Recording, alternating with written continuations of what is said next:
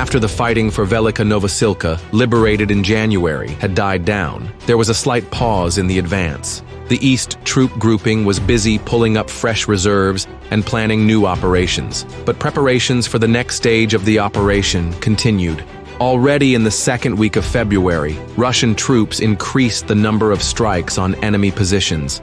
The positions in the fields near Novoocheretuvate were the most active, but the attacks began in a completely different place. On February 16th to 18th, advanced detachments of Russian attack aircraft stormed Novosiika, almost immediately occupying the settlement. At the same time, the Russian armed forces marched on Novoocheretuvate and, having forded the 𝐔𝐤𝐫𝐚 River, dashingly slid into the village, engaging in fighting in the built-up area.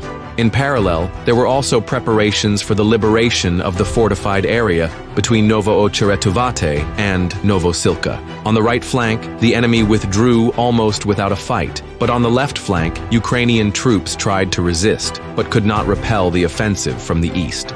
Against the backdrop of the collapse of the AFU defenses to the northeast, the enemy was also knocked out of the strongholds between Novoocheretuvate and Rivnopil. Given the lack of the surveillance data, the scale of the advance may be much larger. By now, the Russian troops are on the outskirts of several settlements at once, for some of which fighting may have already begun.